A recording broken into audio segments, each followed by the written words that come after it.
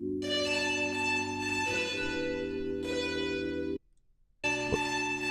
can't hear you. Oh, they can hear me.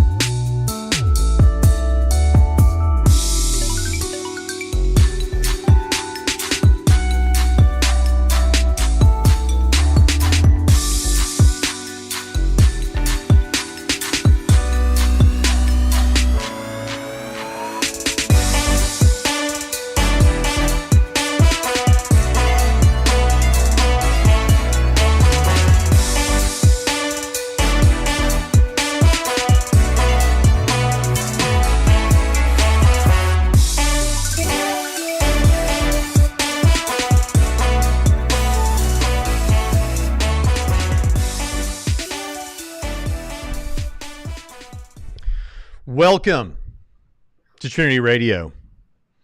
I'm Braxton Hunter, and along with me today is Danny and Eric. Two friends of mine, people that I have really come to appreciate in different ways and in some of the same ways. And tonight we're going to have the first atheist versus Christian debate since 2009 on Trinity Radio. Danny was like 5 at that time. No, that's not true. But I debated Will the Atheist, two debates in 2009 or 10. And we haven't had a debate between atheists and Christians. We've had theological debates and things like that. But I am so excited that you're here. And today we are going to be debating the nature of the soul. And I think it's going to be so exciting. I'm going to follow the format of other debate type YouTube channels and not spend a whole lot of time in preamble, except to, first of all, let Danny and Eric say hi. Hi. Yeah, they can speak. We've established that now. And I want to say that that Danny is a person who has become kind of popular, popping up on YouTube channel discussions about philosophy of religion and things like that. And I've always appreciated him and enjoyed his content. He was recently on with one of our Trinity professors, Tim Stratton, giving an analysis of his debate with James White. And he's a graduate student in philosophy, former Christian. And anything else I should say about you, Danny? You can find his YouTube channel at Phil Talk, and hopefully by the time you're watching this, I'll have it linked in the description. No, that pretty much sums it up. Thanks for having me on, Braxton. So excited to have you, Danny. And Eric is a longtime friend. First time I ever met him, as I've told many times, I thought he was an atheist. He walked into one of my breakout groups with Matt Dillahunty, both all wearing black. So I knew that those were like Sith colors or whatever. So, but Eric's become a dear friend and has helped me out in many, many ways. And I'm so glad that you're here, Eric. Eric has done many, many debates. He is a seminarian working on his own degrees right now. And Eric, I am just so thrilled to have you back again on Trinity Radio. I think it's always an honor to be here with you. All right. Yeah. Glad you're here. And so at this point, what we're going to do is the format is going to be 15 minutes for each of these men for opening statements. And then we'll do 45 minutes of just open dialogue. And then after that, we'll do 5 minutes apiece closing statements and then your questions. If you want your questions to be answered, I can't guarantee it. I will follow Pritchett rules, which means super chats get first choice. But put question at the beginning of your question either way and in all caps. And I'll try to catch those as we go. And then we'll get to those at the end. With that, I'm excited to let Danny go ahead and begin with his opening statement. Danny, I'm going to pass it over to you with your PowerPoint, and the floor is all yours. Awesome. Thanks again for having me on. So the topic of debate is, are human beings souls? And there might be some ways that we could interpret this question, but essentially I just want to reject the whole notion of soul. So no matter how you interpret it, whether you interpret it in terms of humans having souls or being identical to souls, right? I'm here to present some arguments against the whole notion of soul. So no, let's hope that so the answer is no, right? Not for me. But my objection. So here's what I'm going to try to do. I'm going to tailor my objections to be compatible with Christianity. Okay. And also, I'm going to tailor my objections to be compatible with dualism. Okay. In a way where my naturalist friends can grant dualism and still pose objections to people that believe that we are souls or have souls, as well as not to alienate Christians. From if for some reason one of my arguments persuades you, you don't have to leave Christianity. In fact, I think there's some Christians like Peter Van Wagen who does not believe in souls, right? So in terms of how you would interpret that theologically or biblically, that's on the Christian side. But I'm just saying that there are Christians that I'm aware of that don't hold to the notion of soul. Okay. So quick exercise. What I want you to imagine right now is you in space, like in outer space, like out in the moon, where the moon and asteroids and all stuff. Okay. Now, what did you imagine, right? Did you imagine your body, like you in your clothes right now? Did you imagine yourself in an astronaut suit? Did you imagine your brain for those mind-brain identity theorists out there? And for those that maybe believe in the spiritual, did you not imagine anything? You just imagine some kind of like essence or soul stuff, which we'll get into. The point is that I don't think anyone was irrational for thinking of themselves in terms of their body or in an astronaut suit. And the usage of I is actually quite elusive in our common language, right? So look at all these usages of the I here, right? I am happy, I'm being seen, I'm having a heart attack, I'm dead, I'm a new person, I was a fetus. I think I'm sort of persuaded that each sense of I is a very different sense of I. For instance, if we think that the I or the self is the soul, right? Well, we're going to have problems with I'm being seen and I'm having a heart attack. Okay, maybe we can make sense of I am dead. I don't know. But it's not like souls can have heart attacks or souls are seen. When I looked at Braxton and Eric earlier, I didn't think I was looking at their soul, right? So I want to stray away from, analyzing our common language in terms of how we use I and then extrapolating metaphysical postulates like souls, right? So this is just a point to the notion of I. So my first just the intelligibility of soul. What does it even mean? I think that's something that hopefully Eric will elaborate. But here's all I know in terms of what Eric has presented in the past. It can cause and explain things. It's immaterial, and it might be tied to essence. There's something about like the soul of X. It's whatever it must have to be that thing, right? And notice that I italicized must because that's a modal notion that we might have to, if he wants to understand soul in terms of essence, we're going to have to evaluate that sense of must. So that's so far what I have to start with. But when you look at Eric's statements, there are some inconsistent renditions that I've seen, and maybe I'm misinterpreting him, but hopefully it'll clarify. In one hand, he says, I am a soul. And then he defines soul as an immaterial substance that possesses consciousness. So there's a little bit of lack of clarity in terms of what it means to possess.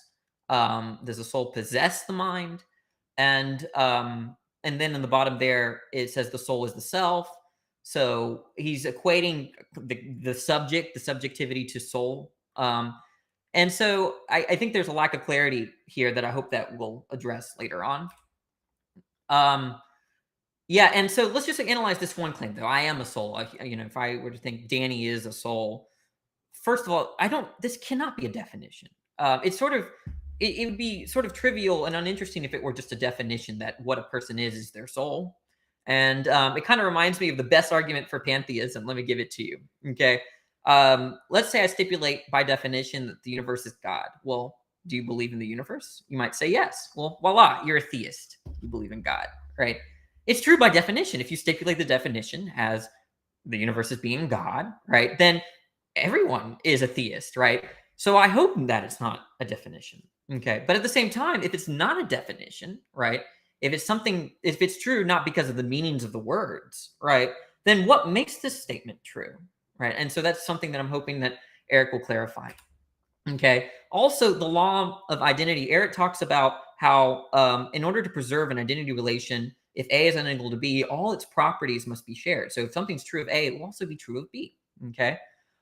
However, look at these statements. I am happy. I'm being seen. I'm having a heart attack. I did say there was a lot of ambiguity and equivocation, but this is just further.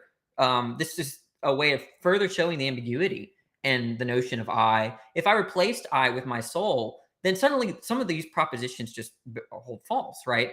So if it's the case that this I, the sense of self, is identical to and indiscernible from soul, right? We're going to have a problem with that Leibniz's law of indiscernibles, because there are going to be certain things true of the I that are not true of the soul, right? Given what I know about it. Okay.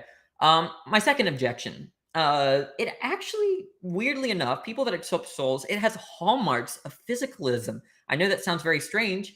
They want to distance themselves, like dualists, substance dualists. They want to distance themselves from physicalism. Actually, in my opinion, sort of think like a physicalist. Let me explain why. Okay. So a lot of philosophers of mind want to find the true nature of mind, right? So for the physicalists, they want to understand mind in terms of brain, right? So they take a kind of a subject thing, a first person point of view thing, and try to understand it in terms of something outside of that mentality, brain, right? Well, I think people that accept souls or substance theory that characterize self in terms of soul are doing the same thing, right? They're taking mind, right, something first person point of view, mentality, and understanding in terms of soul stuff. Okay. So in a way, there's a kind of, I don't think Eric would ever say this in his life, but I see it as a kind of reduction, right? It's just a reduction to some other non-mental immaterial thing, right? So I think it's a very similar type of problem. Okay. So how I see a true like dualist is someone saying, no, mind is not understood in terms of brain, nor is it understood in terms of soul. Mind is its own category. When I have a belief or desire, that's not understood of a soul state or a brain state. Okay. So that's how I see like the kind of purest form of dualism. Okay. Also, I think physicalists might even be in a better position, right? When we say water's H2O, we can evaluate that, right? Whether it's true or not, because we know we have a concept of H2O as these certain properties of hydrogen, oxygen, atoms, protons, whatever, right? And the same way that if the reason why I think Eric can present pretty good objections to mind identity theory is that he knows what a brain is, right? And he characterizes, look, if brain is this, self is this, there's the law of indiscernibles, there's no way to reconcile an identity relation there. But given the kind of unintelligibility of soul, or that I just don't know what it really is, it's kind of sort of meaningless to me. It's like saying water's glob glob. Well, is that true? Well, what's glob glob? What if I tell you, well, glob glob is a physical thing and it causes things and explains things and it bears the essence of water? Well, then what are we left with? I mean, are you going to, okay, now you think water's glob glob? No, you need more information, right? And I think this is what's happening when we say the self is the soul. It's just it's too ambiguous to accept. Okay. And here's another parallel in terms of how the law of indiscernibles, there on the left column, all the way to the right column, there's basically physicalism. I am happy, something like there is a brain state that constitutes happiness. Well, I don't see why the people that accept souls have it any different, right? I'm happy. Does that just mean there's some soul state that is that constitutes happiness or that makes happiness possible? I think it suffers from the same problems that Eric wants to pose against the physicalist. Okay. So essentially, here's another demonstration why it's kind of like physicalist-like. Okay. Brain, right? Well, let's just scratch out, like I did, soul and put brain. A material substance that possesses consciousness along with its states and properties and animates the body. That's physicalism, right? So it just has striking resemblance with physicalism, albeit that Eric does not construe the soul as material. Okay. Another last objection before I wrap up. I'm gonna change Occam's razor to a God version of Occam's razor. So God has a choice between two worlds, right? He gets to actualize one of these two worlds. He can actualize a world I don't think I'm sorry to challenge with left and right, but where without the soul, without the red letters, right? He can actualize that world, or he can characterize the world on the right. Okay. Now, God has a set of aims. He wants to create Eric for a certain purpose, so he has to give him a mind. He has to give him free will, the capacity to be moral, a body, right? And once he can, actualizes those sorts of things, then he accomplishes a certain aim, whether that be to be with Eric and forever in heaven or whatever. Okay. Now, here's the thing. I think God could do that without soul, right? God essentially could instantiate the left. Why would he need to instantiate this extra thing called soul to satisfy his desires or his aims for Eric, right? It seems superfluous. It seems like you can just get rid of the term, at least in a metaphysical sense. I'm fine with understanding soul in a metaphorical sense, or talking about your very sense of personality or something like that, or how you see yourself in terms of your Christian identity, your soul. But in terms of this like robust metaphysical postulate, it seems like God doesn't need it at all. So there's a kind of version of Occam's razor there that I think holds true. Okay. As far as my view, I understand self in terms of the mental, right? So here I am, Danny. I have my memories, my beliefs, my emotions, my hopes and dreams. And I think that when you get rid of them all, right? You get rid of my beliefs, you get rid of my emotions, you get rid of my memories, my hopes and dreams. I don't feel like I exist anymore, right? But Eric would say there's this thing left over called soul that is me, right?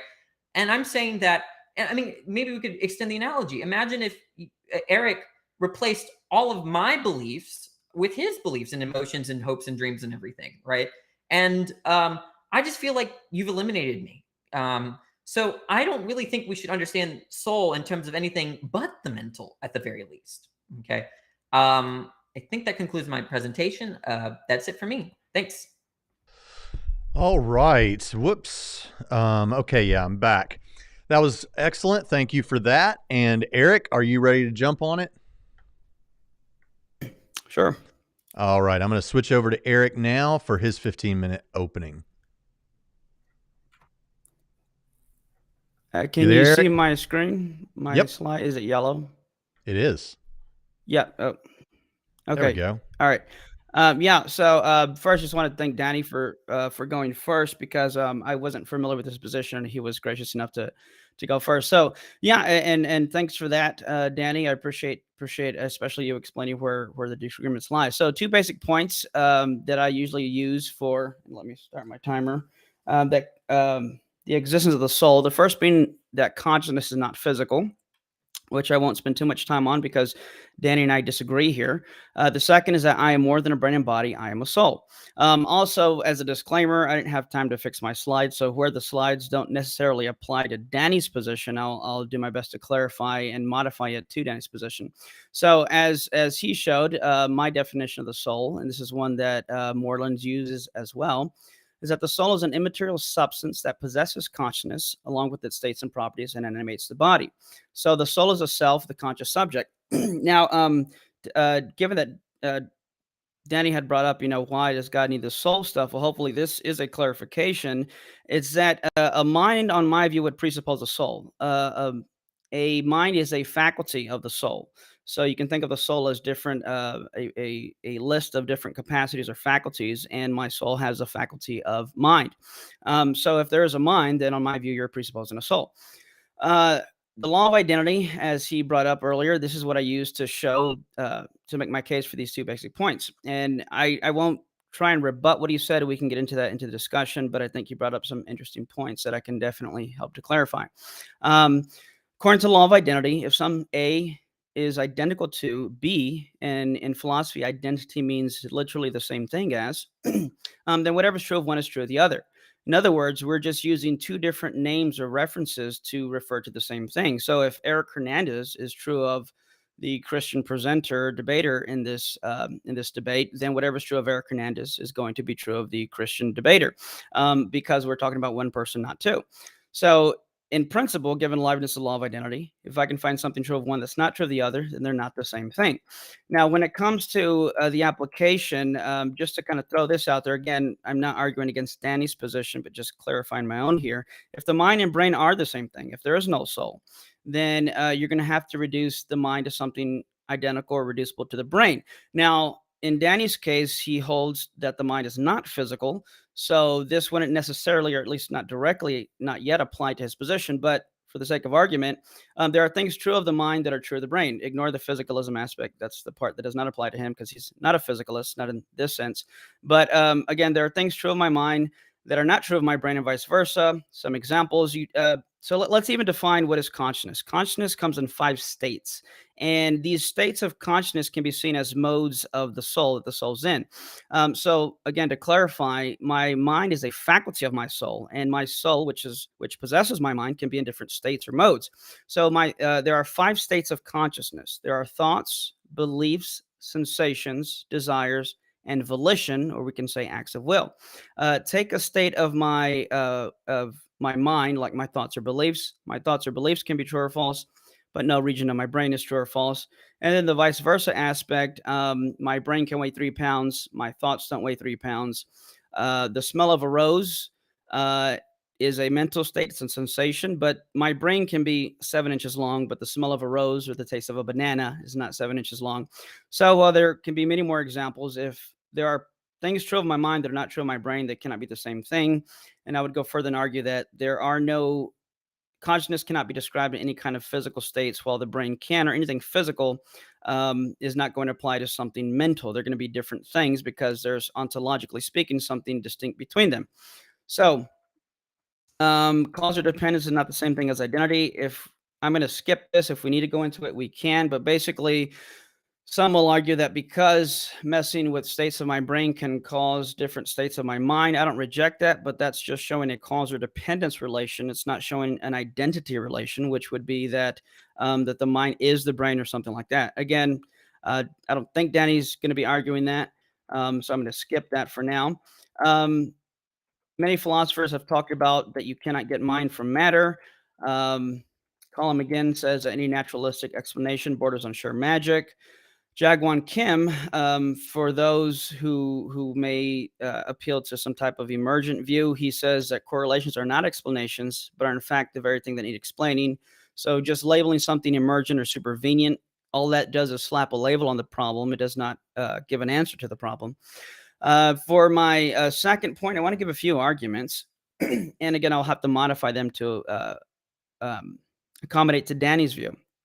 Now, if I am just a brain and body, then I would be what you call a mereological aggregate. Now, I don't think Danny, from our interactions, he hasn't given a position. I was kind of hoping to hear that, but what he defines as the I. In private messaging back and forth, he says he leans to a bundle view, which is sometimes called a bundle view of substance. So a mereological aggregate is a collection of separable parts held together in a certain structure. Now, for Danny's view, this would still be some type of an aggregate position, but it's just a bundle of properties. It is an aggregate of properties held together in a certain relation. So now we're just talking about properties, and these would have to include immaterial properties. So the first argument I would claim, and again, replace the first premise would have to be modified. Rather than I am a purely physical object, for Danny's view, we could say, given the two options on the table, I'm either a bundle, an aggregate of properties held together in a certain type of relation, or an immaterial soul. Now, to even clarify this, because I want to try and be as clear as possible, the reason that these are 2 points, the first being that consciousness is not physical, is because when we use the word I, let me even just go back to that. When we use the word I, it's an indexical word that refers to something. So when I use the word I, what am I referring to? So when Danny said, imagine yourself in space, what are you thinking of? That is the I. He's referring to the I. Now, I'll get to the illustration maybe when we get into our open conversation. But basically, I'll put it this way. When properties are exemplified in the world, they don't just show up or float around by themselves. For example, when redness is instantiated or shows up in the world, say I'm driving down the highway, I don't try to avoid hitting the property of redness, but rather I try to avoid hitting something that possesses a property of redness, namely a red car. In a similar way, if both Danny and I grant that there are these immaterial mental states and properties, the next question would be what possesses them? So that's what I meant about the possession, the grounding of these things. Thoughts have thinkers. A thought does not just float around in the air by itself, so to speak. much like the color red doesn't just float around. It's possessed and grounded in something. Without me, there would be no Eric's thoughts if there were no Eric. So when I use the word I'm talking about the conscious self, the thing possessing these mental states and properties. So the next question becomes, what am I? Again, the two options on the table is an immaterial substance, a soul, or a bundle of properties. Now, going back to this, if I'm either a bundle of properties held together in a certain relation or an immaterial soul, if I'm just a bundle of properties and I do not retain identity through change. If I'm just a bundle of certain properties, then I currently possess a property of a certain height, but when I was 3 years old, I possessed the property of having a different height. I would argue that on Danny's view, then you're not going to retain identity through change because now you have two different bundles of properties. So if I do maintain identity through change, then I am not just a bundle of properties in a certain relation. I am a soul. In other words, I'm going to argue that on Danny's view, you cannot retain identity through change. In fact, every time he has new mental states, your conscious states are constantly in flux.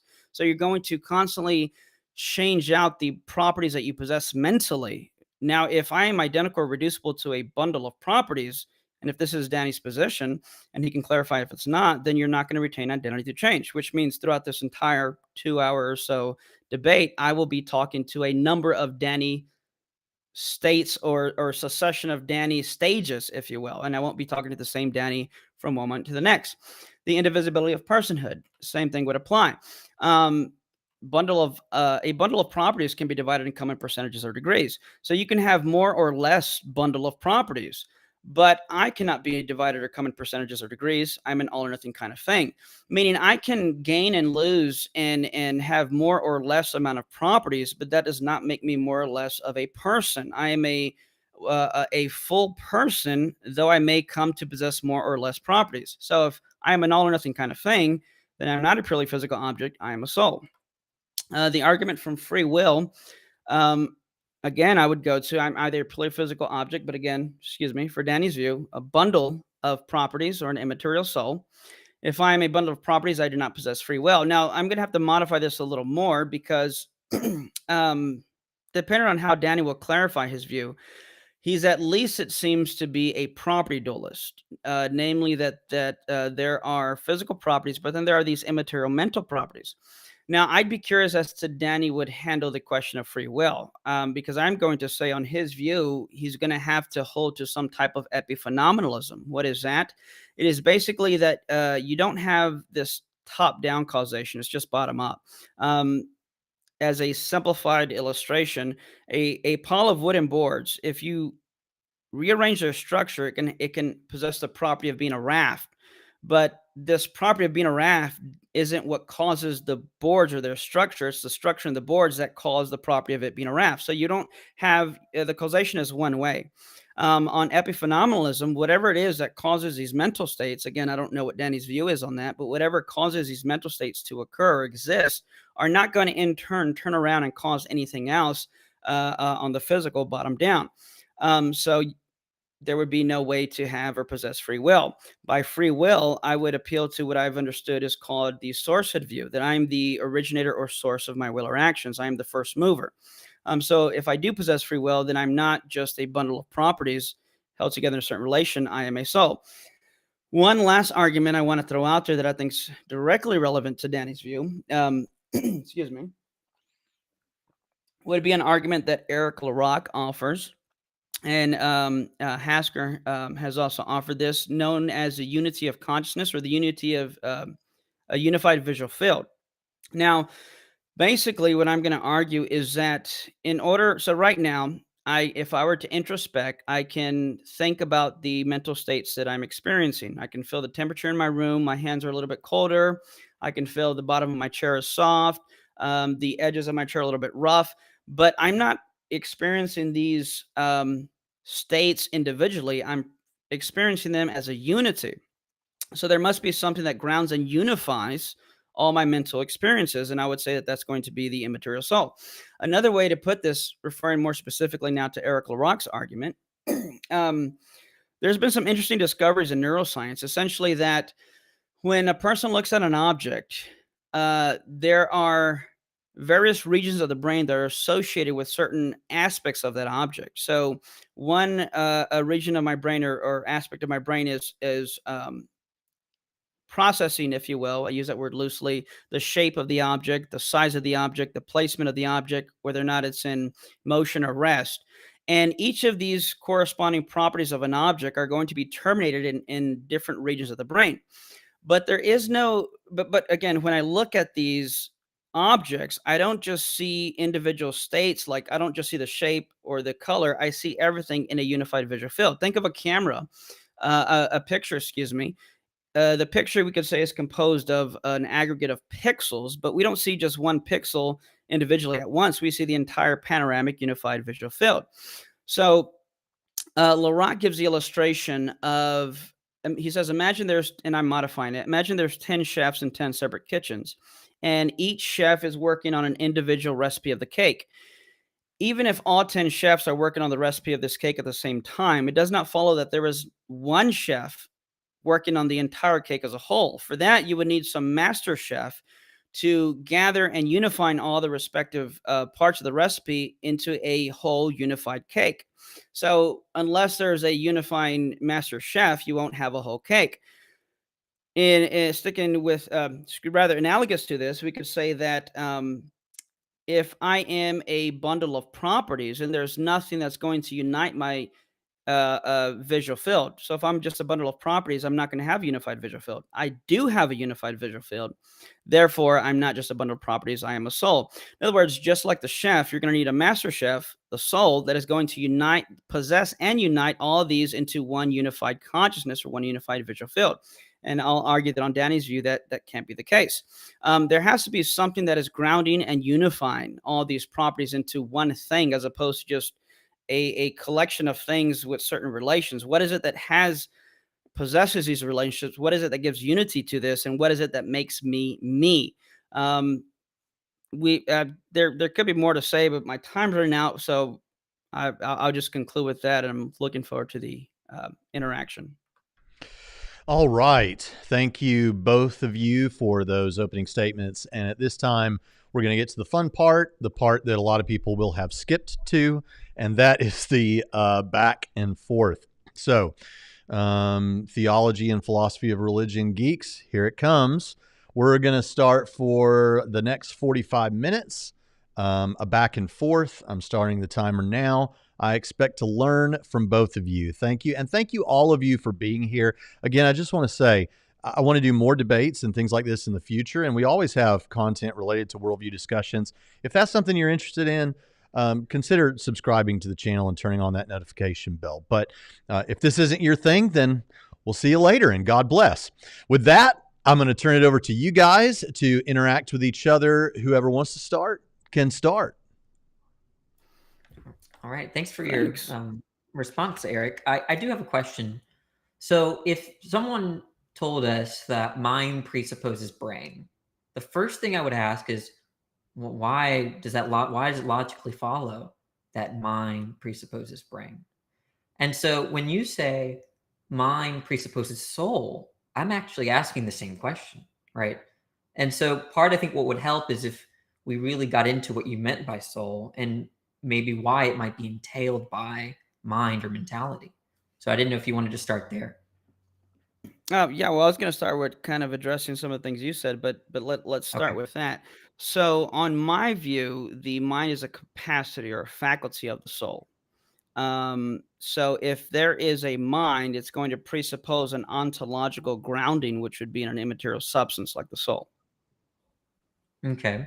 But to say that there's a grounding relation is to distinguish them. For instance, many Christians say morality is grounded in God. Morality and God are not the same thing. So if you want to preserve an identity relation between the self, which is me, like I take my beliefs, things that are present to mind, me, to be identical to soul, right? I think you're going to have to let go on that grounding relation.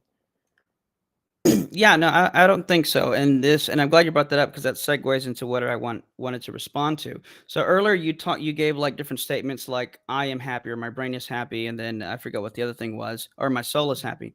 So this goes into different types of ises. There are four different types of ises, and I think you were unintentionally, I'm sure, confusing the different types of ises. There's an is of identity. There's an is of essential predication, an is of accidental predication, and an is of constitution. So if I were to say the person talking right now is identical to Eric Hernandez, that's an is of identity. They're the same thing. If I say Eric is human, I'm talking about an is of essential predication. I predicate what it means to be human. If I were to say Eric is a mind, that is an is of constitution. Part of what it means to be me is that I have these mental states and properties. Now, the reason you wouldn't have to let go of that grounded objection is because I'm making a distinction between faculties of my soul. So when I say the word I am the thing that unifies and grounds these faculties to begin with. So without a me, there is no Eric's mind without an Eric. So I, Eric, am my soul, and within my soul, there are various faculties. Okay. So with respect to those statements, I understood that the purpose of those statements that I had up on the screen, it was the fact that in our normal language, it's very ambiguous what people mean in terms of the I. Sometimes we use I to refer to our hands. Sometimes we refer it to our mentality or aspects of our mentality. And so the point of those statements was to note the ambiguity in our language, and as to not extrapolate metaphysical conclusions from our everyday usage of of I. And so, yes, I understand there was a lot of touch on that? Of course, of course. Yeah, thank you. Well, first I'd say, we shouldn't try and take philosophy. I'm agreeing with you in this aspect. We shouldn't derive metaphysical truths from a loose popular sense of the way people use language. Now, but just because people can use language ambiguously doesn't mean that there is a proper definition, especially within a philosophical context, and especially when discussing the philosophy of mind, how we use certain words. If someone were to say, I'm compatible with my wife, I don't think anyone's going to think that they're talking about a certain view of free will and determinism. I think we know what they mean, but when we're in a philosophical context, laying out and defining what we mean by certain terms, then I think it's perfectly within our rights, if you will, to use these terms in certain ways to define or identify what we say. So even if I were to say, "Oh, how can I put it?" Because one of the things you said is like you mentioned that that the physicalist has an advantage in some aspects. Well, the only advantage would be that if you identify I with a body. So if I said I scrape my knee, then I'm not saying it's not an is of identity, but perhaps an is of constitution. That part of what constitutes me while embodied is that I have a knee. So it's going to depend on what type of is you're using, but at the same time, if I'm speaking in a loose popular sense, I'm not doing philosophy of mind. So the only advantage the physicalist would have is that they can analyze my body, but if I am not identical to my body, which is what I argued, then they are not analyzing me. They are analyzing a part of me that is an extension, if you will, of my soul, but they're not analyzing me, Eric the Self. Just like when a neurologist looks at my brain, they're not looking at my thoughts. Right. Earlier, you said that we have to be careful and try to analyze a proper definition, right, in a philosophical context. But that's kind of my point. There is no proper definition of the notion of I. That's what I'm contending. Take the statement, and I don't think it's always a conflation of the notion of is. Like, take the statement or to the term male. I think male is a biological category. It is something that could be analyzed by the natural sciences. But when I say I am male, right? Yeah, that's perhaps not the is of identity, sure. But what I'm more interested is that what is that usage of I, right? It can't be soul, right? Because soul is immaterial, and maleness only applies to material things, bodies, right? I don't think there's a male soul, certainly, right? I do. Okay, so do you think God is male, for instance? No, I don't think God has a gender.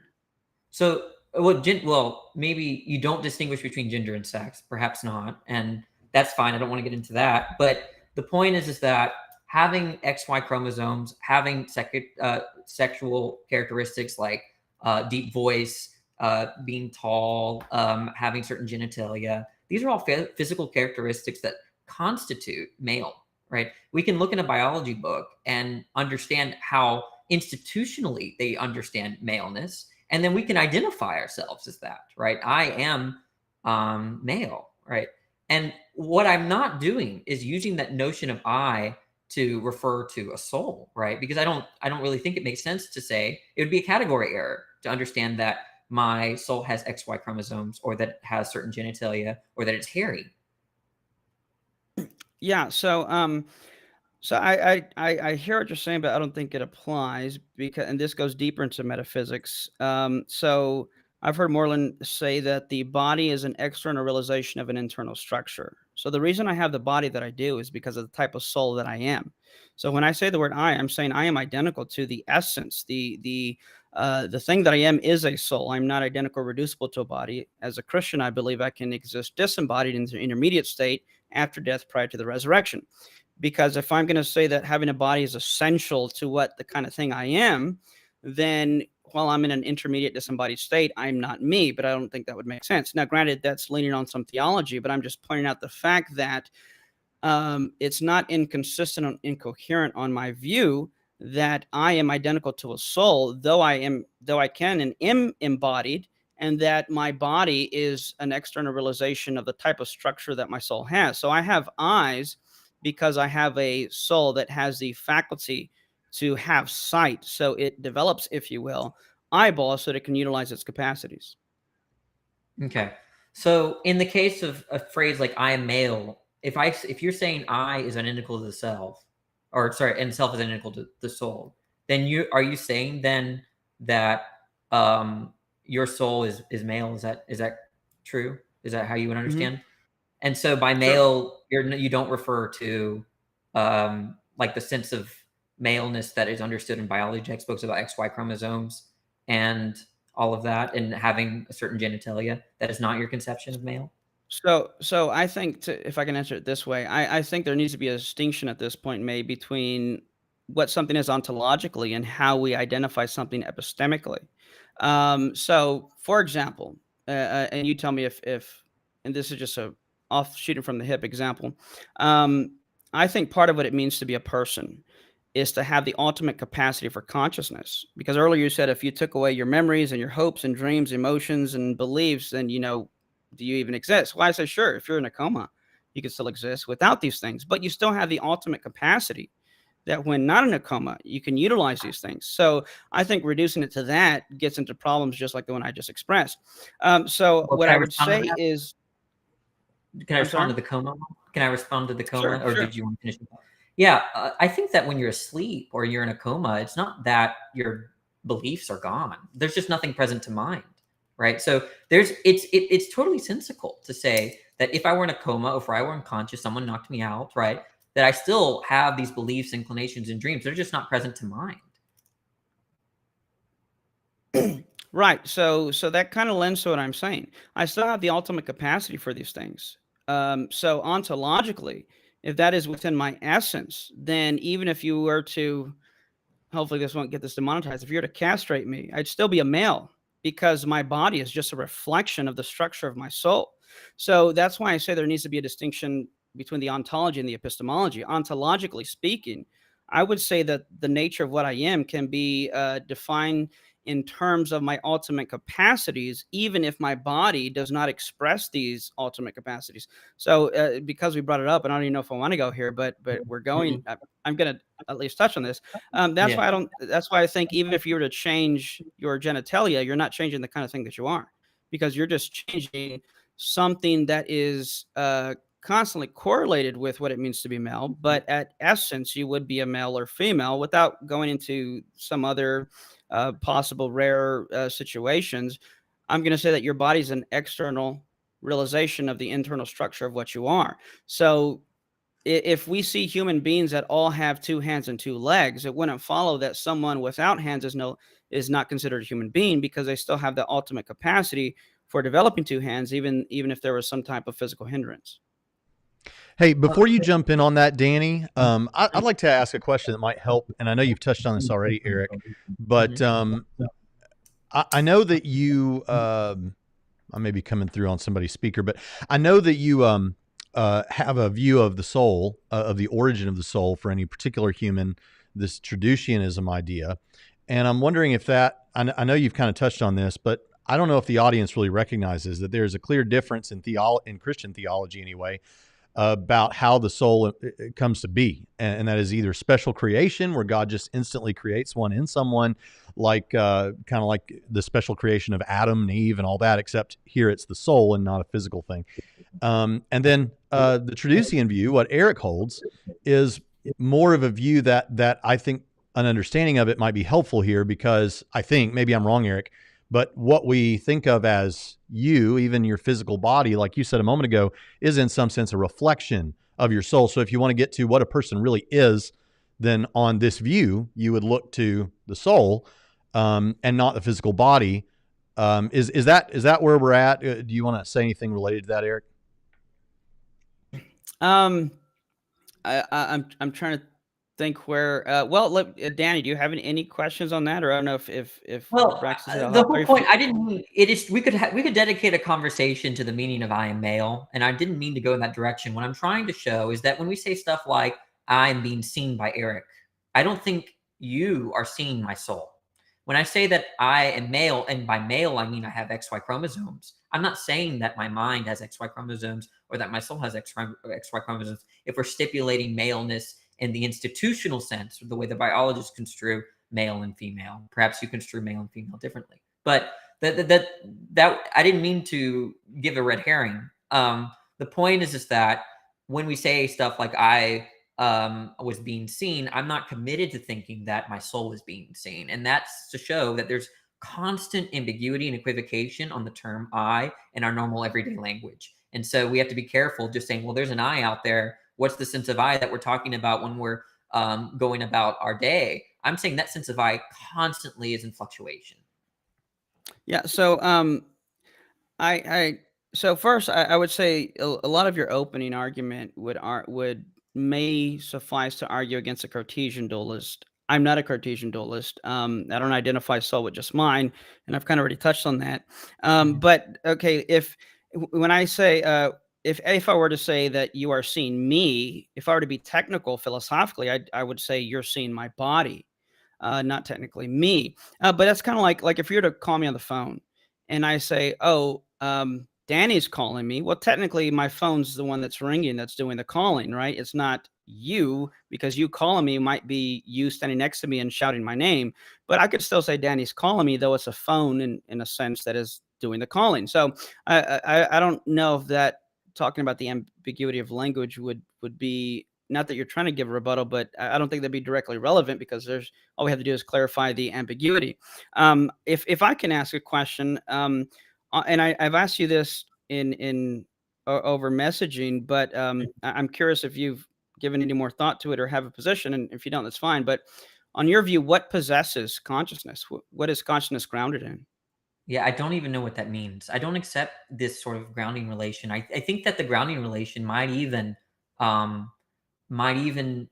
make you in some cases, in some versions of this view, make you some kind of reductionist. I think mind is irreducible, meaning that nothing possesses it. It's not understood in terms of something else. It's when I have a belief, a mental state, it's understood alone, right? It's independent, right?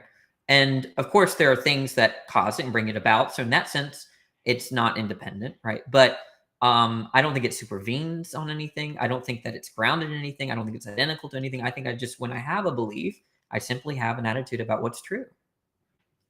So, but I think it's directly relevant, because earlier you were saying it's kind of like a physicalist view. Not necessarily. If it's almost I don't know if slippery slope's the right one, but because this does this is similar to doing that, therefore they're the same thing. And again, that's not what you're saying, but it seems borderline. Can I clarify that argument? Sure. If a physicalist comes in and says, and asks you, or if you ask a physicalist what grounds a mental state, right? first of all, they could understand a mental state in terms of an irreducible sense, but they might just say, well, the brain grounds it, right? But it's irreducible. Okay. So you could pull that move, but I just don't see why they're in any worse position than someone that says that my mental states or my mind is grounded by this soul state. So on one hand, you have some kind of physicalist that says my mental state is grounded by some brain state, and you're saying, well, my mental state or my mind is grounded by some soul state. And so I'm saying that it's the same kind of what if you're going to be critical of a physicalist doing that, then I think that we should consider revising. Yeah, well, the reason I'm critical of that is not because of the move they made, but it's because I disagree with their position. So, in other words, because there has to be a self that possesses the mind. There Why has is to be that true? something ground. Well, because what if you say I have this belief, then what is the I? I mean, that's kind of the topic under consideration. Now, if I can respond to what you asked about, the reason I would fault the physicalist for saying that my brain is what possesses or grounds my mental states is because if that is what they're going to identify as the I, if I am a brain, then they're going to have to bite the bullet of the implications of something like not having identity to change or But they're not being saying I'm a indifferent. brain. They're not saying that I'm a No, brain. They're I know. saying that okay. Well, okay. Well, maybe I misunderstood you. If whatever possesses consciousness is going to be you. So maybe I can ask it this way: when you say the word "I," what are you referring to? So if I say I might just be talking about my consciousness. I don't think I am grounded in anything, right? I don't know what that means, honestly, in Okay, this case. so let's okay. So when this would have to be an is of identity, is what I'm referred to. If you say I am my mental states, don't you constantly change mental states? Not always. There's some mental states that remain, some memories and beliefs that remain since childhood, and I use those to understand But identity through time. but are they not either adding or leaving or changing? I mean, you've changed your mind in the Certain mental past, right? states Even if don't, you've right? So, for well, instance, my mental state. Go ahead. Go ahead. you haven't gone from feeling hot to feeling cold. Sure, right, but that's not that I don't take that's not what I call an identitarian commitment, right? I'll have to give you an example of something that grounds myself, right? And maybe the closest sense of grounding that might make sense. That my belief that who my mother is, my father is, that belief has not changed since as long as I can remember. That has persisted through time. My desire to teach and my love for philosophy, which really adds to my personhood, has not changed in a long time. And I use those to understand this person that I am, Danny. And I think other people use that too, right? Who is Danny? Oh, the person that does YouTube videos, that teaches, that does this and does that. And I think that those mental states persist through time, even though they're not present to mind. But okay, well, here's the problem because it sounds like what you're appealing to is going to be an identity of memory or continuity of some psychological traits. But if, God forbid, you were to Mhm. get in an accident and forget everything, would you be a different person? Yes, absolutely. I wouldn't know who that was.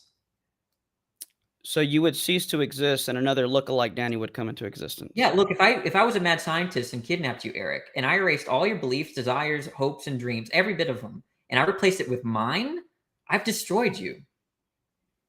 No, so yeah, so then I guess this is where the disagreement would come about, and this is where I would say that the price tag or biting the bullet that you would have to take because Danny at this age, at your age right now, did not have the same beliefs and memories as Danny as even yesterday or 5 years old. No, I do. I do So, have some beliefs that are remain. My belief that well, who my mother is. but time out. Let me maybe I should clarify. Okay. Let's say Danny at 5 years old has 10 beliefs. And Danny at 6 years old has added another set of beliefs to his 10. Now there's 11. These are not the same bundle and set of beliefs. There may be overlapping similar ones, but you and I may share some similar beliefs. It doesn't mean we're the same person. So if you're going to identify the I with a certain set of beliefs, then when you add or change or take away, now you have a new person, which means you're going to constantly be changing and ceasing. There's going to be a constant Danny lookalike ceasing to exist and coming into existence. And I think that's a price tag for that, for your position. In terms of what maintains identity through time, it's not the whole set; it's the subset, right? So my some of my original beliefs, as long as I can remember who my mother was and my love for her and my love for my family, that subset has persisted through time. And that is what sort of, as you would say, grounds my identity, right? And I think I'm not biting the bullet. I think you're biting the bullet when you say that if I took your beliefs and all your desires and your hopes and your dreams and your memories of your family and your friends, okay, your immediate family and friends, and replace it with my beliefs, you would be committed to thinking that that's you.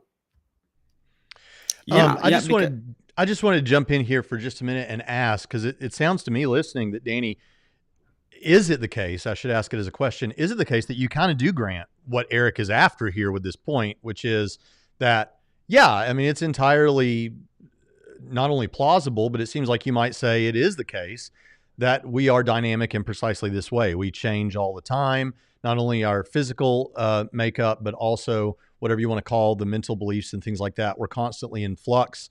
But it sounds like you're saying, I still think I can call myself the same identity or the same person because there are some desires and beliefs I have that have been there, and that's what I anchor it with. But doesn't it sound kind of like you are granting what Eric, I think, is trying to get after? No, and let me try to argue why I don't think so. Take this Dr. Pepper, right? This Dr. Pepper has all these set of properties, right? Now, a substance theorist is going to say that there's something that bears the properties. There's something that possesses the properties of the Dr. Pepper, right? And what Eric is saying, that if I strip away all these properties, the redness, the size, the shape, the lettering, everything, that there's something left over, okay? But I'm saying that if you strip away all the properties, that's just indistinguishable from nothing, right? In the same way that if I take my mind, he wants to say that there's something about the self that bears the mental events, the mentality, right? The memories, beliefs, desires, whatever, right? And if you strip away all the mentality, you have something left over, and that's you. But I'm saying that if I understand all myself in terms of who I love and what my deepest interests and hopes and dreams and memories, right? If someone took those away, that apparently I'm still there, and then replaced it with Eric's beliefs, right? And Eric's deeply held darkest secrets, commitments, whatever memories, it just seems like you've destroyed Danny and you put Eric in, right? And so what I'm trying to say is that I don't think we're over and above this subset of beliefs and desires that have remained through time with respect to what we are, how we see ourselves, and who we value, kind of fundamentally. And I don't think that we need a further analysis of personhood past that. So I go ahead, Eric, and feel like you can respond to that. I know there was a lot brought up in the opening statements, and maybe you guys want to move on to some of those things, but I'm perfectly happy with you all guiding this conversation however you want to. But I will tell everyone else that in just a little bit, we are going to take questions. So if you have questions, go ahead and stick them out there. I am adding them to a question box and holding on to them, whether they are super chat questions or not, but we will give privilege to those. I appreciate people sacrificing that way. And so with that, continue on, guys. I'm enjoying the discussion. Well, yeah. But I think you are granting what I'm saying is that you don't retain identity through change and part replacement, because I want to clarify a few things. In order for there to be change, it's going to have to presuppose some type of sameness, something that is going to exist at the beginning, middle, during, and at the end of the change. So when I go from 3 feet tall to 5 feet tall, and I'm a little bit taller than 5 feet. It's not a new person coming to existence. It's the same person changing accidental properties. And I'll just reiterate, and you can push back where you want. I basically, because if you have a certain set of beliefs and you say at time T1, Danny is this set of beliefs, well, then at T2, if you have a different, or if you've changed your mind at any time in your life, or you've removed a belief or replaced it with another one, you are now a different set of psychological traits. And if that's the case, you are literally not changing. A Danny with these set of beliefs is ceasing to exist, and another lookalike Danny is coming into existence. And I think the problem with that is that, I mean, just 10 minutes ago, I was a little bit colder than what I am now. Now I'm a little bit warmer. Well, I've changed sensations and mental states. Our mental states are constantly changing. But if I am not identical to a set of mental states, well, then I can remain the same in the strict sense of identity to change. If on your view, you are identical to or reducible to a set of properties and mental states, and you're constantly ceasing to exist. And well, not even you, something is constantly ceasing to exist, and a new person is coming to existence. And I've been talking to a number of different Danny lookalikes throughout this whole debate. Yeah. So I think you've misunderstood my view. My view is not that what Danny is the set of all my mental states. That's not what I'm saying. What I'm saying is a subset of that set. Okay. So, for instance, I have beliefs about you. I have beliefs about this conversation. I have experiences right now. None of that is part of this subset of beliefs, which I call identitarian commitments. There are beliefs and desires and memories that I have that if I did cease to have, I wouldn't be able to recognize myself. Right. And so you're right. I agree that going from I was cold in this other room and I'm a little bit warm in this room. That's a change in mental state, but it's not a change in my personhood, because it's not a change. My sensations and my beliefs and my experiences with respect to going from hot to cold is not part of that subset of identitarian commitments. Most identitarian commitments are going to be beliefs like who your mother and father was, who you love fundamentally. And I think, yes, there is a sense in which we can say that my personhood has changed, or or we add properties, right? I think I was a very different person in a sense, right? And when we use that language, I mean, I think Christians should really understand this too, right? This concept of being reborn in Christ, right? Now, I understand that they're not using like when a Christian says I'm now a different person, right? They're not saying that I'm a different soul. I understand that, but what they're saying is that I have now very different commitments about how I see myself and with respect to God. I am a follower of Christ. That becomes an identitarian commitment. And some Christians in the chat, if they lost that belief, if they've lost the desire to follow Christ, they would look at themselves, they would cease to recognize themselves, right? And so when I'm using personhood, right, or Danny or Eric, I'm really talking about that special subset of beliefs that you might have. And we can get more specific. There could be with subsets within subsets. I think that when I'm saying that I'm the same person I was today as I was when I was 6 years old, I didn't have any beliefs about, strong beliefs about who I loved right now and my wife and stuff like that. I'm talking about even a smaller subset that maintains identity through time, namely the beliefs about my parents or who I loved at that time, and I still love them today. Okay, so basically what we're both trying to do, and I think any view is going to have to do, is we're appealing to essentialism, that there is a certain set of essential properties about something that makes a thing what it is. That is essentialism. Now, where I'm going to push back is I think that on your view, you're going to have an arbitrary set of essential beliefs or mental states. Because, for example, when you were 1 year old, you probably did not know who your parents were, because you just did not have the cognitive ability to even have the concept of a mother or a father, much less know who my mother and father was. So if that's one of your, and I'm going to say it respectfully, it's an arbitrary set of essentialism, then at the moment you begin to know who your mother and father were, then one person has ceased to exist, namely someone who didn't know who the mother and father was, and a new person has come into existence. And I hear an echo. I don't know where that's coming from. Is that coming and from then and then and then let's suppose, again, God forbid, you find out that you were adopted. Your parents come out and say, "Hey, you were adopted," and then you find out who your biological parents actually were. Well, then now that second lookalike Danny has ceased to exist, and a new Danny has come into existence. And then with regards to even the save thing, no, I am the same person. Because we're talking about a strict sense of identity, not a popular loose sense of identity. If I am not the same person who was once a sinner and got saved by grace through faith, not by my own work, so anyone can boast, then God did not save me. That person ceased to exist, and He created another person that was saved. But now I do believe I'm the same person. So when we're talking about, in other words, that passage or that theological doctrine is not talking about a strict act. Not talking about identity in the sense that we're talking about here philosophically. And I'll say one last example, and we can move on if you'd like, or you can respond, is that if you were married and you got in a car wreck, I don't think you could honestly come to that person and say, "Hey, I'm single now because I have no idea who you are." I think you'd still be married to that person. You just lost some accidental properties that were part of you, such as your mental states. Hey, Danny, you feel free to respond to that. But before you do, I just wanted to jump in and ask you this question, and maybe you can put this at the back of the deck, okay? Because I don't want to knock you off whatever you're about to say. But would you not, like, if it were the case, like, let's say you did have to bite this bullet, right? And I understand you don't think you do, and we want to make that clear. But if you did have to bite this bullet and say, yeah, I'm multiple different people throughout my life, that's just the way it is. I'm dynamic in that way, such that I can honestly say I'm not the same person that was 10 years ago or 5 years ago or whatever, or at the beginning of this conversation. What does that do to your case, in your opinion? Would that be a deal breaker, or would that just be an uncomfortable reality? What's at stake with this, I guess, is the question. Yeah, that's a good question.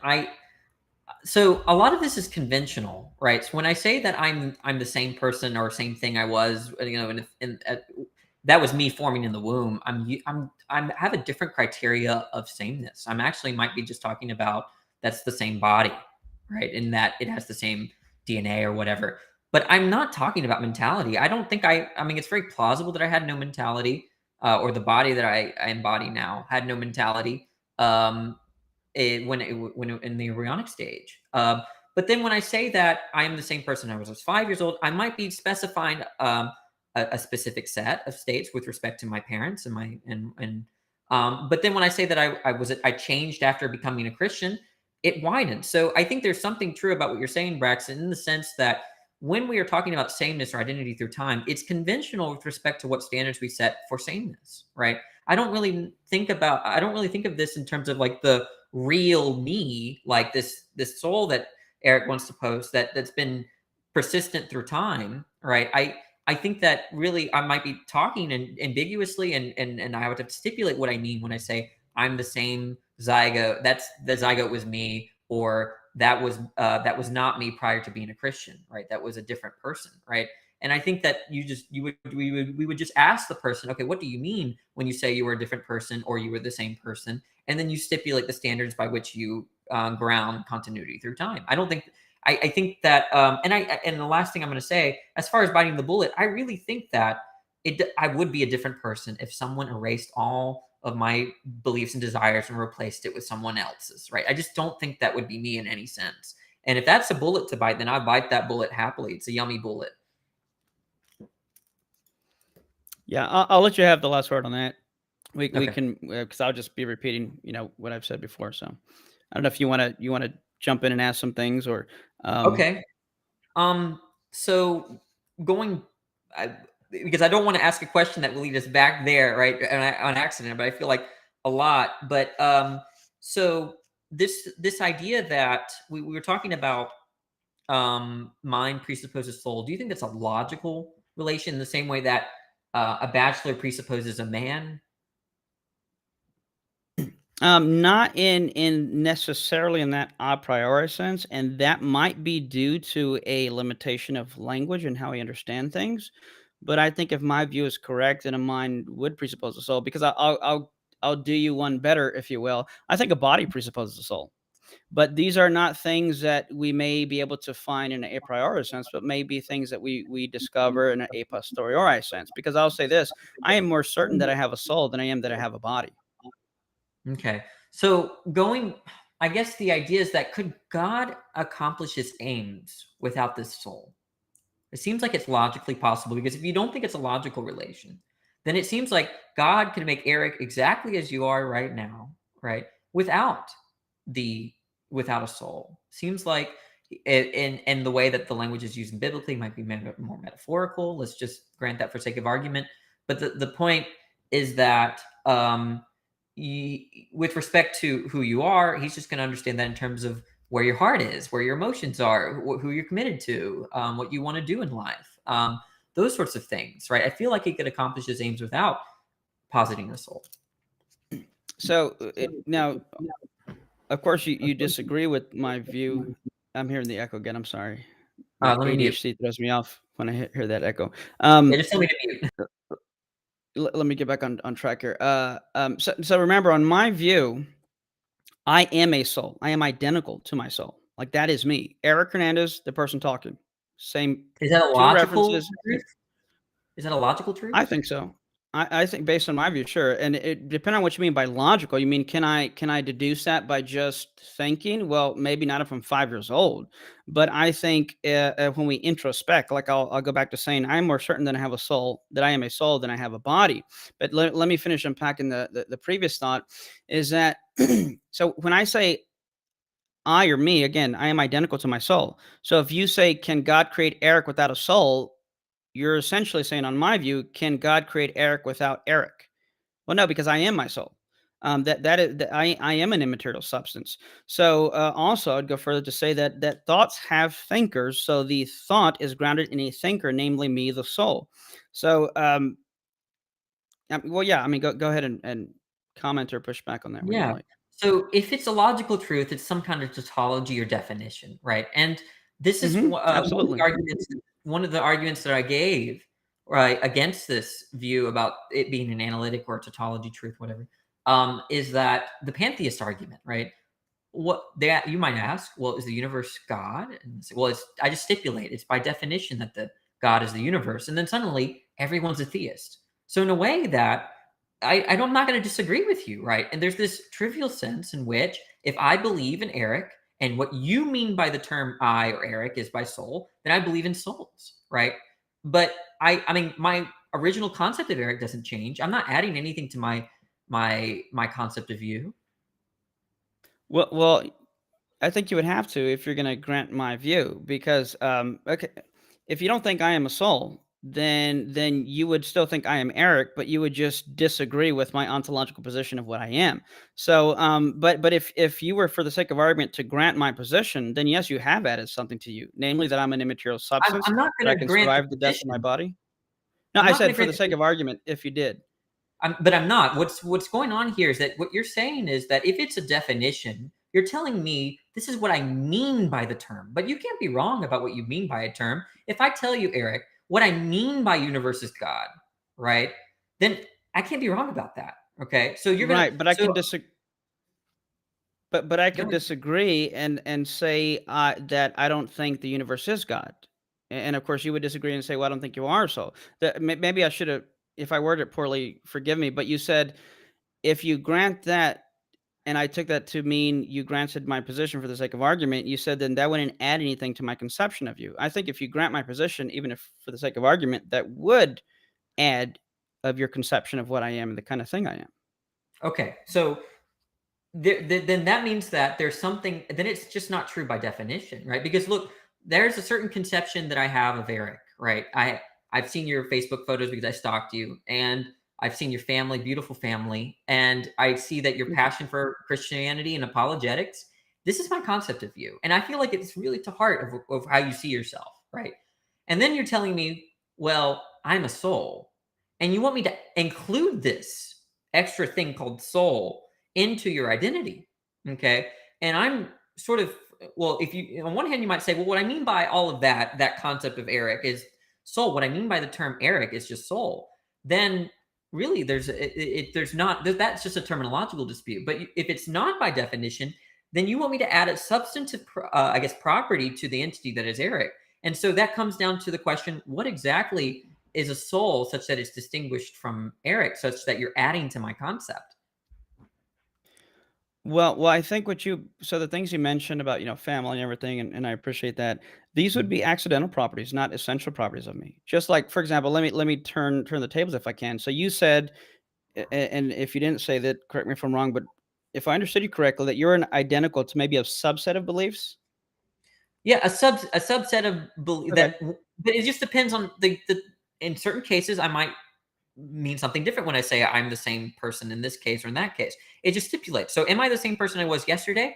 Well, what's my criteria for saying this? That I'm I might stipulate that I have love for my wife and all this stuff, right? On the same and in that sense, I have the same beliefs yesterday. So I am the same person I've endured their time. Right. So it just depends Yeah. on what we're talking about. Well, right, but so my point to that was, if you are identical to a certain subset of beliefs, then I can say Danny has a full head of hair. Danny is wearing a maroon sweater, but I would not be pointing to the essential aspects of you, but accidental properties of you. So Mhm. so in other words, it would apply both ways. So I don't see how that's a problem. In that your conception of me would be based on a conception of accidental properties, but not essential properties.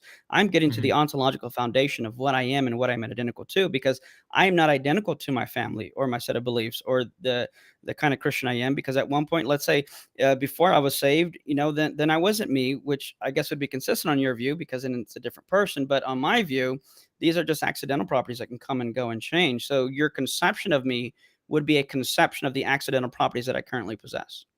Okay. So when I gave you my certain mental dispositions or beliefs that I told you I love for my wife, I do this, I do that. I take those to be identity and commitments. And if you came across someone that did not have those views under that sort of stipulation, that's just not me, right? That's someone else.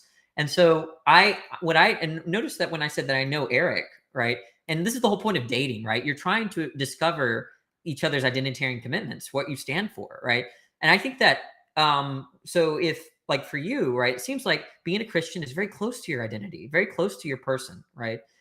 It's not as close.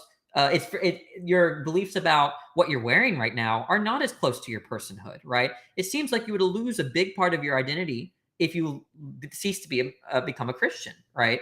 And if you change shirts, that doesn't really matter with respect to how you see yourself, right? And But so when I say, go ahead. you want to finish? Oh, well, no, no, no. I think if you found something to respond to, go ahead. Well, yeah, I think you're confusing identity with personality. Because I think you're going back to biting the bullet, and if you're okay with it, fine. I don't mean that in a pejorative sense, but in other words, if you then the beliefs you hold right now, and you fall in love with someone, well, they may not have fallen in love with you 5 years ago. If let's say you used to be like an ex-convict gangster who would like ride around in a lowrider, in a hoodie and whatnot, but it was still you with just different sets of beliefs and attributes. So accidental properties. So yeah. I would just go back to I think you're confusing identity with personality, Well, let where me I'm tell you what I going to mean by the personality. Maybe this is not. I take okay. personality to be something different than personhood. Personality has to do with your dispositions to act or something like that. So being honest, right? Then you have a disposition to not lie. If you ask me what did I have for breakfast, and I might have my personality might be such that I want to lie about that. I don't know, right? But with respect to personhood, I'm not really talking about making predictions about what I would do or not do in the situations where that'd be moral or immoral in certain situations. I think that relates to personality. I'm talking about how I see myself fundamentally. I see myself when I was a Christian, I saw myself as a Christian, right? I think now I would definitely would say my personhood has changed, right? I'm no longer a Christian. Being a Christian was very important to me 50 years ago, 5 years ago. Now, when I say that I am the same person, though, as I was 5 years ago, just using different criteria. What I'm trying to say with respect to identity through time is that it's mostly conventional, right? I don't really understand this kind of real sense of persistence through time. It's conventional to me. Yeah, and I'm talking about a strict, absolute sense of identity, which in the literature means that there's something underlining these accidental changes. But like even something you referred to earlier, you said you wouldn't recognize yourself if you had a different set of this or that. But wouldn't recognizing yourself presuppose that there is a self to begin with? And how would you know which set of criteria to look for to quote recognize yourself? Because now it seems like you're going to a third person analyzable perspective, which I've heard you say is not reducible to something first person. So if you were to try and in other words, you have to know that you are a self before you can try and recognize yourself, Yeah, and you're not going that's to soft recognize. temporally. That's soft temporally. So look, if you told me, Danny, I got some news for you. In the future, you are going to be a serial killer, and you would have killed your family, and you're no longer teaching. You hate philosophy. You did all this horrible stuff. I would be like, that's just not. There's no way, right? That's just I wouldn't recognize myself. The way that I would understand this is that in terms of how I see myself now versus how my past or future self would see the different indexes of time. Yeah, and I think that's where the distinction of the epistemic conditions and ontological conditions, and I think you're going to the epistemic, which I was talking about the ontological. Okay, Braxton. Go ahead, Danny. You can respond to that. Well, I think it's the idea is ontological, right? In nature, that if you told me that this is how you are, that's beingness, right? This is your mentality, the way you see yourself in the future. I would just distance myself from that. I'm like, that's not me, right? That you must be mistaken. No way. I'm within my rights to do that. Okay, Eric, I'm sure you'll get a chance to respond to that during the question and answer time. So let's go ahead and move into that now. We have had a number of really great questions, and I want to say, first of all, that I think it's pretty cool that we have both of you have fans in the audience. We have here Go Danny from Just Questions, and we have here from somebody named Jonathan Pritchett saying, Eric is my favorite apologist. He better not lose big time here. So Thanks, there we Jonathan. go. Yep. All right, let's get on to some serious stuff though here. Let's Wait, see. this wasn't serious stuff this whole time? What? That was very Child's serious. play, right? All right. Jackie says, I don't have a question. I just love Trinity Radio, and I'm delighted to be here from the be here. Love from the UK. Braxton, I love your series on Jude. Thank you so much. If you don't know, I have a series on the book of Genesis that's verse by verse. It's about 35 hours long if you want to torture yourself with that. So thank you so much for that. I really appreciate that super chat. Here's one from Praise I Am for Danny. And the question is Danny aware physicalism was debunked by Anton Zellinger in 2006 to 2007? Were you aware of that, Danny? I was not aware of this person. I don't even. There you go. So, but I'm not I don't see myself as a physicalist. So. All right. Thank you, Praise. I appreciate that. And let's see. Here's another one for Danny. This is from Dwayne Burke. Says, Danny, please research the gateway process. It was a study done by the CIA and Stanford Research Department that proved consciousness transcends time. It looks like everything you've said tonight has just been already destroyed by research. So do you have any comment on this? I'll look into it. Okay. Thank you for the super chat, Dwayne. I appreciate that. All right. Here we go. Can we get a definition from Danny or Eric on what an essence is? Is it supposed to be a Platonist thing? And then it goes on. Or no, there's another question. So go. There we go with that. What do y'all mean by essence? Danny, why don't you go first? You're the essentialist. I'm not an essentialist, but the way I understood it in my PowerPoint was in terms of what and the properties that something must have to be what it is. And I understand that notion of must is going to be a little bit different than a logical sense. Most essentialists are not appealing to logical necessity. They're appealing to something like metaphysical necessity. But maybe Eric has a different notion. Well, I think something that is going to be metaphysically necessary is also going to be logically necessary. Depends, I guess, what you mean by that. But there are hierarchies of necessity, as I'm sure you know: factual necessity, logical necessity, metaphysical necessity.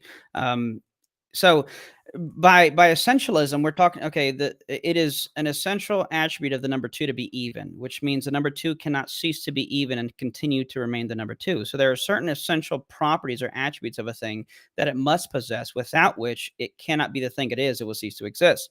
So the reason I would say that we're both aiming at essentialism is because it seemed as if Danny was trying to nail down a set of criteria that makes him who he is, that if these things change, he would cease to exist. Hence, it sounded like he was saying these are going to be the essential attributes or thoughts or continuity of mental states that are essential to what I am. And if they change, I cease to exist. I can tell you've got, let's quote the other guy. You've got one in the chamber, don't you? But let's go ahead and go on to this, and maybe we can get some responses in it. This one is question. I think this is a theological question for Eric. If we are souls and have a body, and when we only see a reflection when we physically see a body, then is physical creation not so important, presumably on Christianity? Like, if all this emphasis is put on the soul and the body seems to be, on your view, kind of a reflection of the soul, then is the body important, I guess? Oh, it's very important, because so none of what I said was a value judgment on either the soul or body. It was just making a metaphysical distinction of what I am identical to and what are extensions of me or parts or inseparable parts of me.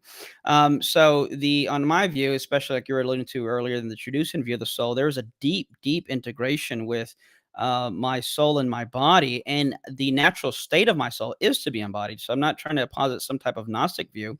I'm simply talking about identity and what I can't, what can change about me, and I cease to remain the same thing. What are the essential attributes of me? What I am at my core, and I'm identical. What I am identical to the thin particular, not the thick particular. That's other more terms I won't get into, but yeah, I mean, there's lots of value to the body. That's why when in the final resurrection, we're going to have a body.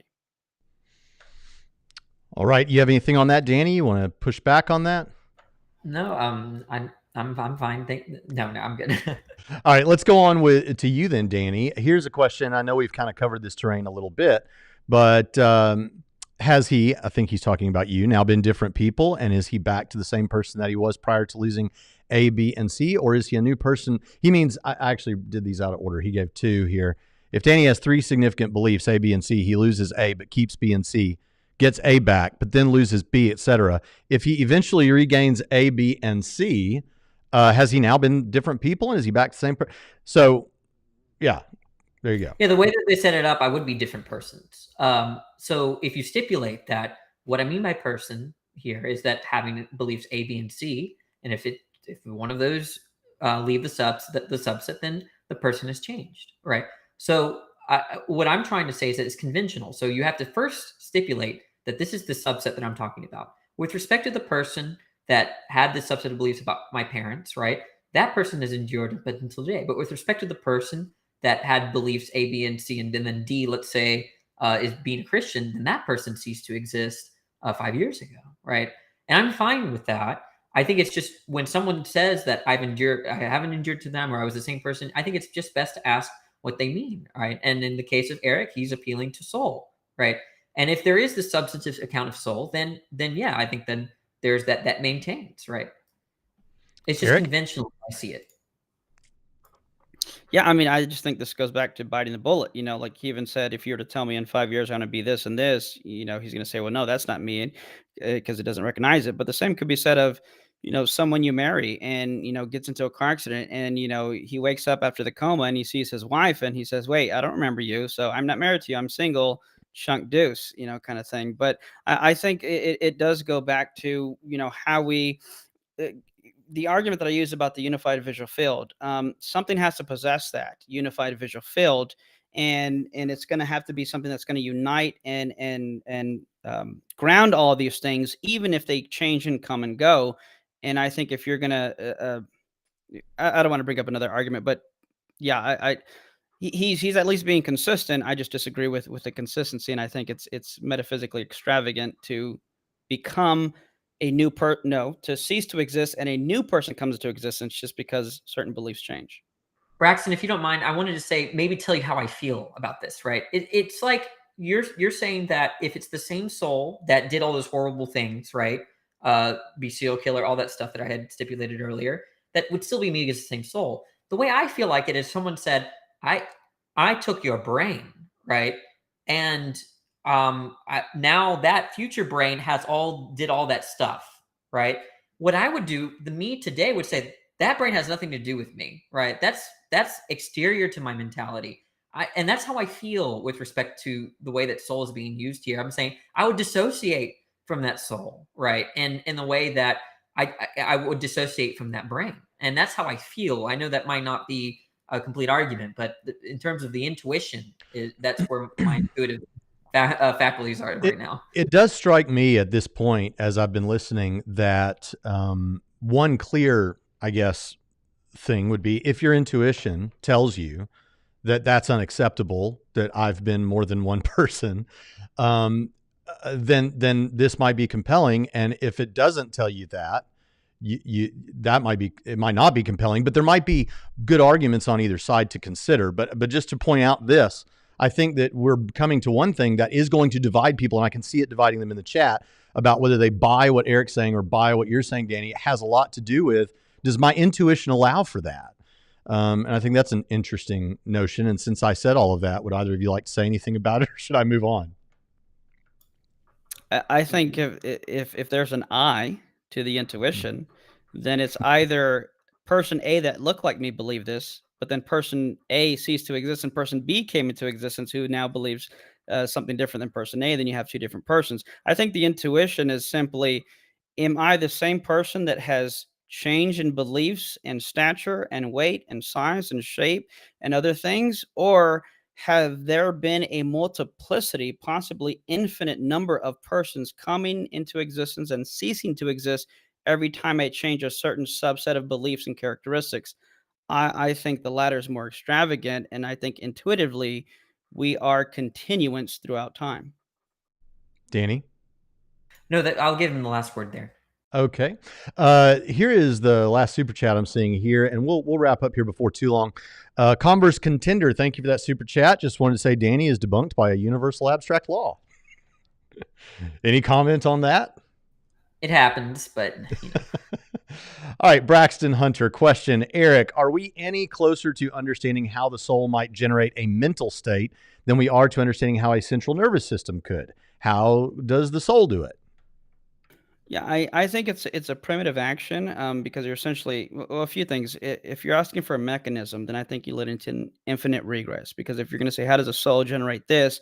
Well, A generates B by way of C. Well, then you can just ask, how does A generate B by way of C? Well, by way of D, you let into an infinite regress. I think it's a primitive basic action, but I think we're more justified in saying an immaterial substance can possess and produce an immaterial state than saying a physical aggregate, because the body and brain are not substances, they're a collection of separable parts held together in a certain structure, that these collection of aggregates can produce some type of mental immaterial state or property. And I would even go as far as to say that when you, well, I don't want to bring up another argument, but simply that there has to be something that grounds this. And if we look at something like free will, so I'll not bring up another argument, but alluding to something we didn't even get to touch on, that if we can show that the mind can have effects on the physical, someone like Jeffrey Schwartz, Mario Beauregard, leading neuroscientists in their field, have showed that, like through cognitive behavioral therapy, the mind can change the chemistry of the brain. So this shows that you can also have an immaterial substance, the soul, changing physical aggregates, something like the brain, even rewiring and changing the chemical composition. All right. Any response, Danny? oh no, we can proceed. All right. We'll just take a few more here. Michael McClendon says, is Eric more confident that apples fall from trees or that he is a non-material entity? That I'm a non-material entity, because at one point I didn't know that apples fell from trees, but I knew that I existed. All right. And another one from him. Can Eric communicate with a human soul that isn't connected to a human brain? Can I communicate with the human soul? Well, the Bible prohibits necromancy, so even if I could, I don't know if I should.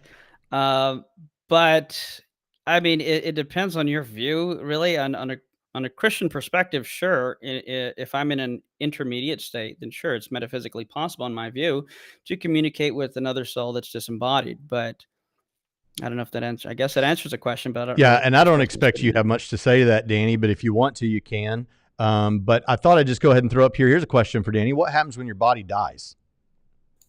Probably cease to exist, but I think it's logically possible that there's an afterlife. So, All right. So, And would you Eric- like to accept Christ in your heart right now? maybe another time. Maybe Okay. another time. There's hope. Fingers crossed. All right. Okay, Eric. Is consciousness merely an emergent property on the brain? So how would one prove that a mind can survive the death of the brain? Yeah, well, so far I haven't argued that that you can survive the death of the body. I do believe you can. I'm just saying I haven't argued that. I've mentioned that just as a way to show that it's not incoherent on my overall position. But no, I don't think consciousness is an emergent property of the brain. I'm not sure what Danny's view is, but for a number of reasons, because I think at best when you rearrange these physical states, all you can get at best are structural properties. You're not going to get any type of immaterial sui generis properties. So I don't think the mind is emergent. I think the mind is grounded in the soul. It's a faculty of the soul, and it's correlated with the physical brain, much like the note C is correlated with a guitar or E flat with certain keys on a piano. Danny? Yeah, I think the notion of emergence is just quite an elusive term. People use it to mean all sorts of things in philosophy and in everyday language. So it's confusing in both fields. So I try to avoid that term, although sometimes I'm guilty. Um, they want to say that it's not cause effect, but it's not identity, and then they might appeal to some weird philosophical concepts like supervenience. And I think it gets really bogged down and confusing, and I distance myself from that. Danny, I'm sure it's Amen. true of you also, but I'm glad to see that Eric has fans on the other side of the planet. Hello from the Philippines. And last question Hey, of the Gerald. evening. Last question from the evening. And I guess this is for Danny. And it is a person temporarily a different person / soul? Or I guess it could be for both then. If they suffer an injury that erases blocks of memory or knowledge about themselves, like amnesia, like are they temporarily a different person? Like if they get those memories back, I guess. Yeah, it depends on how you're stipulating personhood there, right? So if you want to stipulate in terms of their identitarian commitments, they're a different person, right? But if you want to stipulate in terms of their belief that, let's say they, for some reason, they knew who their mother was, if you're stipulating that as the criteria for identity through time, then they're the same person. That's why I think I didn't do a good job of it, but I think that's what I mean by it being conventional when we say that something endures through time. I think that you stipulate what properties or what the interesting thing that endures, whether that be something like a soul or a set of views or identitarian commitments, and then you can that trivially the answer follows trivially, right? I think the main problem that I have with soul is that I'm just kind of I think that this is for future. Eric and I are really going to have to get into what a soul is exactly, like the immaterial substance theory, and all that stuff. We didn't have time to go over that, but that's what I have to say about the question. Any response to that, Eric? Or was that a response? I'm uh, lost now. Yeah. Yeah. I just think there are, and even going back to the intuitions, I just think Danny's view implies what I would consider absurdities. And for those who may not be aware, I'm not saying Danny's absurd, and I know he knows this, but just anyone listening, I'm saying I think the view leads, it's a reductio ad absurdum because, going back to let's say, the essential subset of properties to be person A is that they possess beliefs X, Y, and Z. But let's say this person A, or this, I forgot what letter I gave. Let's say person A is married to this woman, gets in a car wreck and loses belief X, Y, and Z. So now the person ceased to exist. There's a new person came into existence, and this person is single.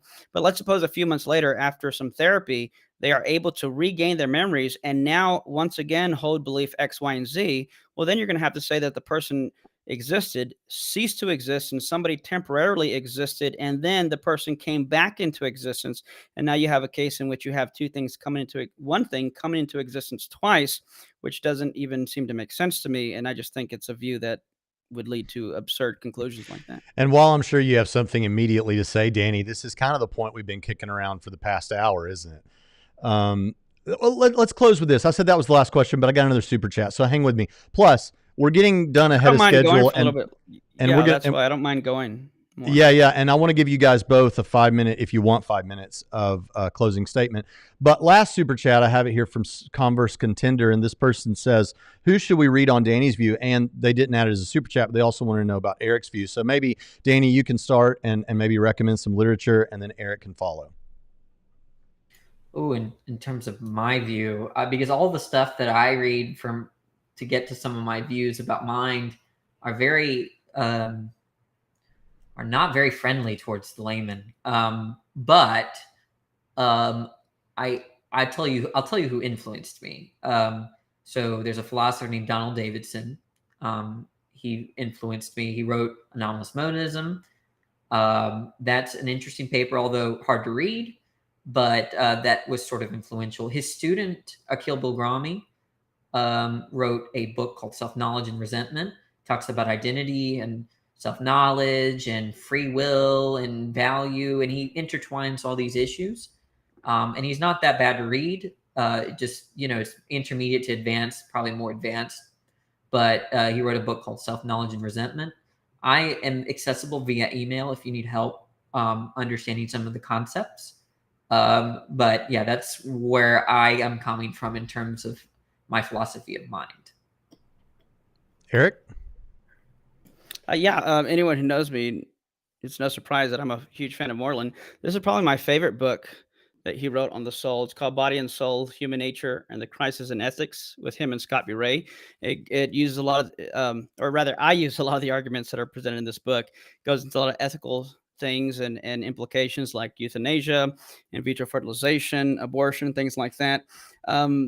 As Danny was saying, not friendly to the layman, consciousness and the existence of God. It's a very technical book, but it's a great book if you can understand it and get through it. Another technical book, The Black Hole's Companion to Substance Dualism, You got also great stuff. $150 in your pocket, right? Yeah, right. Yeah, I got this pirated, so no, I'm joking. Well, I saved up impressive. and cut a lot of grass. Cut a lot of grass as a Mexican to get this. Eric LaRocque's argument is in there. Hasker's argument that I mentioned as well. This is technically intermediate, though, for the layman. They might not think so. Philosophical Foundations for a Christian Worldview. There's like 6 or 7 chapters. That's the new cover. That's the new version. Yeah, and I've read the first one, but even just going back, there's a lot of stuff that's been added, and you can't. I'm not even going to try to show. A lot of stuff that's been, not a lot. There's substantial, significant stuff that's been added with metaphysics, philosophy of mind. There's a whole chapter on identity through change, and a lot of the relevant stuff that I was mentioning. Do y'all know that scene from Bridesmaids? Now, this is a good Christian channel. It's rated R, so I know y'all have never seen stuff like that. But like, there's a scene in Bridesmaids where like the maid of honor like made a speech and it was short, and then someone that a rival comes and makes a longer speech, and then she takes back the microphone. And now I feel like I have to one up. Like, Danny, you can be our bridesmaid. Okay, yeah, but no, I think that I would recommend for intro. I gave unfriendly recommendations, to be honest. So a friendly recommendation is I think a lot of what he said was good. As Pfizer's book on philosophy of mind is actually really good for intro level philosophy of mind stuff, right? And some of my views are actually captured in that book. So Edward Pfizer did a philosophy of mind intro to beginner's book to pretty good. There's another expensive book. I don't know. I think it's called the Philosophy of Mind, but I think it's the Oxford Handbook on Philosophy of Mind. And if I'm right, it might have been edited by Goff. I don't know. But the point is, it's really good. And if you just keep Google handy while you're going through and look up words you don't know and watch a quick YouTube video while you're going through the book, it's helpful. Guys, that's been really great. And I'm going to let you do 5-minute closings, up to 5 minutes. You don't have to take 5 minutes. And but I do want to say, obviously, I love Eric. I think he's incredible. But I really want you all to know, you hear me say on this channel a lot, those that watch, when I'm responding to an atheist, man, I really like this person. I think I could hang out with them. Well, I say that and I mean it. I don't always say it because sometimes it's not true. But I certainly feel that about Danny. And Danny has not only been friendly to us, but he's offered to help in certain ways, and like he just did in recommending things for you. And so he's a friend of this channel, and I mean it when we say this is a channel that loves atheists. We do. And we're glad that you're here, Danny. I'm glad you're my friend. So let's go ahead and let you start, and I'll just put the camera on you, Danny, and go ahead and tell us what you thought about tonight. So some of these issues that we discussed, you could dedicate your life to. You could literally study these questions for the rest of your life, and you would still feel like it's incomplete. So doing it in 2 hours is difficult. But I think I wanted to just really focus on this identity through time stuff. I think that for me, what maintains identity through time is what you stipulate, right? So if you stipulate by person that's endured through T1 to T2, I mean that they have these subset of beliefs, then it trivially follows that they've endured, right? Now, there's a trivial sense in which I do agree with Eric, right? If you just stipulate that for this person, they have this soul, and that soul continues temporally, then that person endures temporally. A physicalist can do the same thing, right? Bracketing some of the concerns like the aggregate and all that stuff. But the idea is that this person had this brain endures that through this period of time, so that person endures, right? And I'm saying that it's conventional in terms of what you think endures through time, right? If you're talking about this specific set of beliefs or that thing that consciousness possesses, I don't think it's. I think Eric wants to say that there's this ultimate sense of identity through time, and I find that somewhat elusive. So maybe that's a good conversation to have for the future. All right. I'm muted. Sorry about that. There's Eric. I'll just jump in here out of order for just a minute because I'm just going to hand it over to Eric. Eric, go ahead and share with us your thoughts about what was discussed tonight. Yeah, like Danny was saying, I mean, we pretty much barely scratched the surface. I mean, in 2 hours to talk about these deep metaphysical issues, and there are things we didn't even address. And I don't hold that against Danny. You know, some people want to say, oh, these points went when unaddressed, therefore, you know, he concedes them. I don't think that for a second. I agree with you, Braxton, that yeah, I love Danny. I want to see him in heaven. You know, in the afterlife. And he even said, there's a lot of things we talked about that you can devote your life to. Yes and amen, like Jesus. So I'm definitely going to be praying for Danny.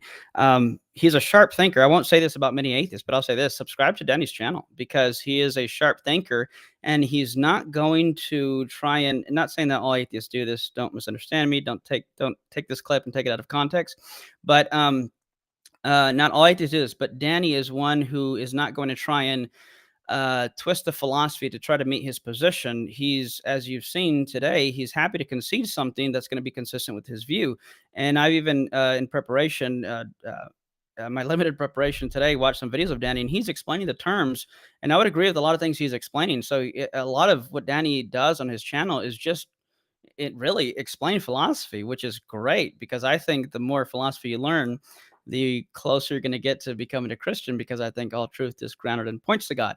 So yeah, I encourage you to check out Danny's channel, subscribe to it. He's an honest guy who's going to present it like it is, and then of course he'll give his position or take on it, tell you where he doesn't have a position on, and he'll be honest throughout the whole thing. So but that's not really a closing. I guess in closing, I would say, yeah, go back and look at and try to glean what you can if you're not familiar with these topics. It's a lot that was said. I don't want to beat a dead horse because I think we've already talked about the issues of identity through change, that whether or not there is identity through change. And I would just say that when you're looking at these things, look at the implications. Look at what's consistent. Look at what makes the most logical sense. And I mean, yeah, not much more to say to that other than thank you, Danny, for having this discussion with me. I really enjoyed it.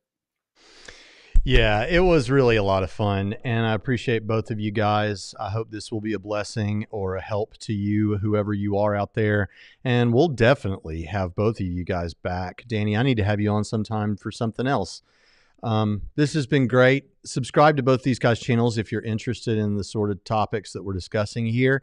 And I guess that's the end. I'll tell you, I sure have enjoyed this. We're going to put it on the audio only podcast, so you can get it there too if you want. But listen, if you're not subscribed to this channel, I really would encourage you to do that and hit that notification bell so you know when we have other videos coming out. I want to do more debates. But this has been a blast. Thank you guys so much for coming. I appreciate you. And with that, I guess we'll just say we'll see you next time. Don't you guys go anywhere, but the rest of you, we'll see you next time on Trinity Radio.